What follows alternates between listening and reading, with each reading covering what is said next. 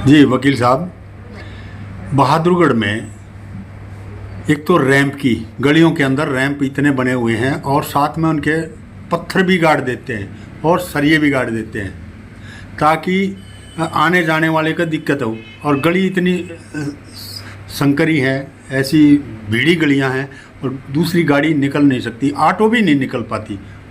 और फुटपाथ की भी दिक्कत है। उदाहरण के तौर पे एक लड़की फुटपाथ न होने की वजह से वो रोड पे चल रही थी और एक्सीडेंट होकर के एक्सपायर हो गई।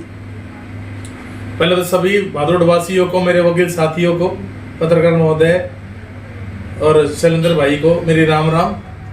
तो बड़ा अच्छा एक मुद्दा कई दिन से थोड़ा सा गरमाया हुआ है कि जो फुटपाथ से रिलेटेड काफ़ी समय से बहादुरगढ़ में एक पुलिस वाले की तरफ से कुछ कार्रवाई की जा रही थी और उसकी वीडियो बनाने पर उसकी यहाँ से बदली करी गई है। तो मैंने भी पिछले काफ़ी समय से थोड़ा सा जो मैं देख रहा हूँ सामाजिक ताना बाना जो भी है कि फुटपाथ और रैंप्स, जिसकी वजह से हर आदमी आज परेशान है।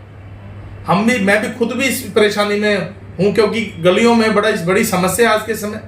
बहुत से लोग रैंप अपनी गलियों में निकाल देते हैं, साथ में सीवर का ढक्कन भी बाहर गलियों में बना देते हैं, जिसकी वजह से क्योंकि आज का समय सब आदमी गाड़ी ले रहे हैं तो गाड़ियों की संख्या भी बढ़ती जा रही है, रैंप्स की भी संख्या बढ़ती जा रही है। तो ये बहुत बड़ी समस्या हमारे शहर के लिए बन गई है। तो इस पर मैं अपने बहादुरगढ़ की कमेटी का ध्यान आकर्षित करना चाहता हूँ, जो काफ़ी लंबे समय से वो सो रहे हैं, तो उनकी नींद थोड़ी खोलना चाहता हूँ। वो कुंभकर्ण की नींद से जागे और कुछ शहर के सौंदर्यीकरण करे, और जिसमें हमें बहादुरगढ़ में सबसे पहले तो फुटपाथ चाहिए। आप हैरान रह जाएंगे, किसी भी रोड पर बहादुरगढ़ के कहीं भी फुटपाथ नहीं है। और ये इतनी बड़ी समस्या है जो आपको हमें झेलनी पड़ती है, क्योंकि फुटपाथ ना होने के कारण आपको हम सबको रोड पे चलना पड़ता है, और जिसकी वजह से बहुत सी पीछे दुर्घटना भी हुई है। मैं खुद पीछे भी मैंने कई वीडियो में बताया कि विजय स्कूल के बच्चे, विजय स्कूल हमारे घर के पास पड़ता है, तो उसकी वजह से पीछे एक लड़की की मृत्यु इसी कारण से हुई कि फुटपाथ ना मिलने की वजह से, रोड पे चलने की वजह से। और ये घटना किसी के साथ भी हो सकती है। फुटपाथ अगर हमारे चलने के लिए नहीं दी जाए तो हमारा राइट है, कॉन्स्टिट्यूशनल राइट है।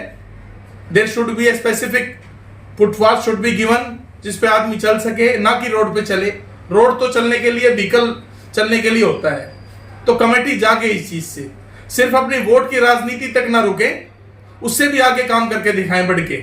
इसमें बहुत लोग नाराज नहीं, बहुत लोग खुश होंगे कि उनको फुटपाथ मिला, वहां पेड़ लगाए जाएं। रेलवे रोड पे इतने पेड़ होते थे जो बहुत सारे गिर चुके हैं और बिल्कुल सूना लगता है रेलवे रोड।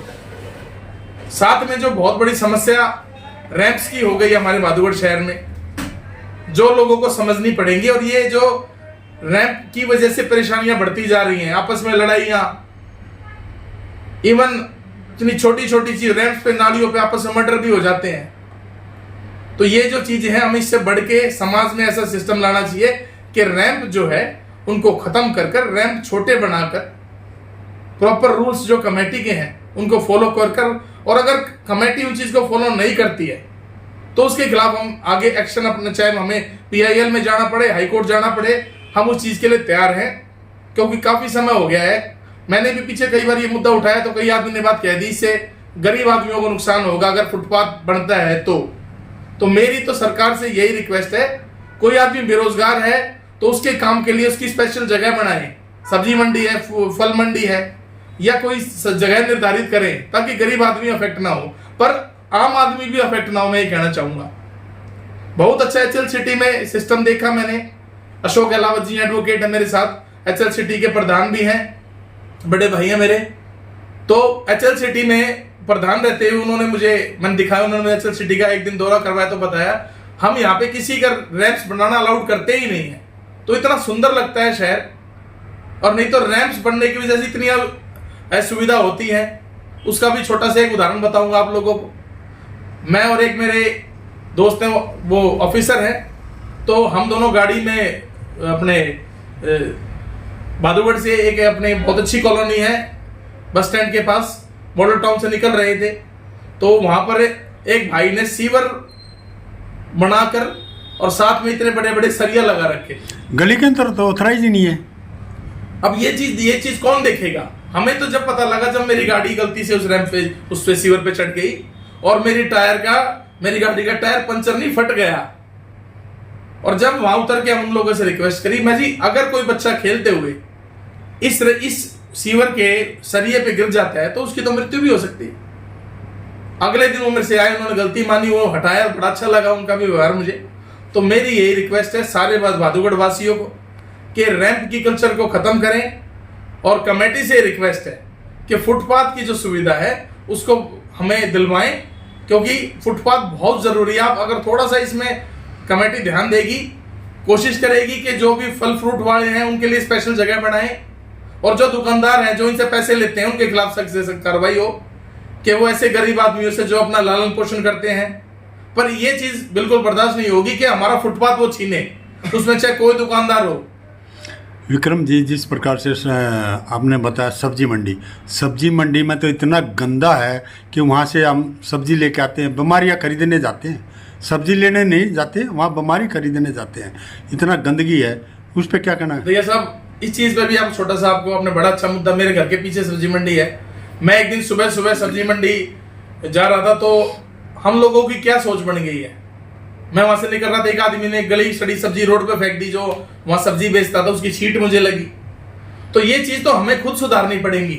अगर हम जो भी गंदगी वहां पे एकत्रित होती है हम उसको इकट्ठा करें, ये जिम्मेदारी हम सबकी होगी, क्योंकि कमेटी नहीं करेगी काम। मेरे घर के पीछे इतनी बदबू आती है कई बार, क्योंकि हमारी कॉलोनी वही लगती है, कमेटी की सफाई नहीं होती है। तो ये छोटी छोटी चीजें हैं जिसपे हमारे जो कमेटी के अधिकारी हैं, कमेटी के चेयरमैन हैं, वो ध्यान दें।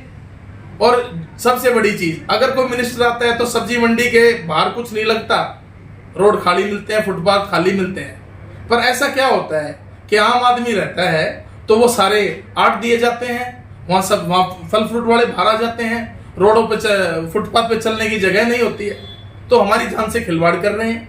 और खासकर ट्रैफिक पुलिस वाले से भाइयों से भी रिक्वेस्ट करूंगा कि अपनी ड्यूटी किसी मंत्री के आने के साथ साथ ना निभाएं, ये भी देखें कि कोई नॉर्मल आदमी रोड पे चल रहा है तो उस टाइम किसने क्या, उनकी क्या जिम्मेदारी बनती है। क्योंकि आप कभी भी देखेंगे ट्रैफिक वाले बंदे जब ही दिखते हैं जब कोई बड़ा मंत्री आता है शहर में। सर, एक उदाहरण के लिए कुछ लाइट्स ऐसी हैं जो जिन गलियों के अंदर लाइट ही नहीं है और उनके मीटरों के ऊपर बिजली का चार्ज लिया जाता है। देखो जी, ये जो अगर किसी चीज का चार्ज लिया जा रहा है तो वो सुविधा जरूर प्रदान करनी चाहिए। और आज का समय ऐसा है जब हमारी कमेटी में लाखों करोड़ रुपए का बजट है, तो ये बहुत बड़ी चीज नहीं है, क्योंकि शाम को अंधेरे के होने के बाद इतनी दुर्घटनाएं होने के चांस रहते हैं, छीना झपटी के चांस रहते हैं। अगर कोई भी कॉलोनी इस चीज से वंचित है तो अपनी रिक्वेस्ट करें, और अगर वो कार्रवाई नहीं करते तो आपका भाई करेगा आपके लिए कार्रवाई, चाहे मैं कहीं भी करने एसडीएम साहब को करनी पड़े, चाहे डीसी साहब को करनी पड़े, चाहे को केस डालना पड़े, तो ये हक उनको दिलवाएंगे। नगर परिषद तो टैक्स भी लेती है ना, तो और फिर भी सुविधा नहीं है, तो वो अपने हक के लिए तो लड़ना पड़ेगा जी। आप कहीं चले जाओ, जैसे मैं कोर्ट में लड़ रहा हूँ, इतने सालों से चुनाव लड़ रहा था, और चुनाव लड़ते लड़ते जब मैं प्रधानी पद पे दावेदारी मेरी मजबूत हो गई तो मेरी मेंबरशिप काट दी गई। आज तक मैं वो लड़ाई लड़ रहा हूँ और लड़ता रहूंगा जब तक बारगाम मेंबर वापस ना बन जाऊं। तो कोशिश लगातार जारी रखनी पड़ेगी, आप किसी फील्ड में चले जाओ। यही कहना चाहता हूँ। बहादुरगढ़ वासियों को क्या संदेश देना चाहेंगे? यही संदेश देना चाहता हूँ कि अपने हक के लिए आवाज उठाते रहें। आवाज उठाओगे तो आपका हक जरूर मिलेगा, चाहे फुटपाथ का हो। और ये कहना चाहूंगा, रैंप कल्चर को खत्म कर कर गली को ना घेरने की कल्चर अपनाएं, जिससे हमारी गलियां सुंदर बने और आगे भविष्य में लड़ाइयां भी ना हो, कोई आपस में दुर्घटना ना हो। यही संदेश देना चाहता हूँ। धन्यवाद।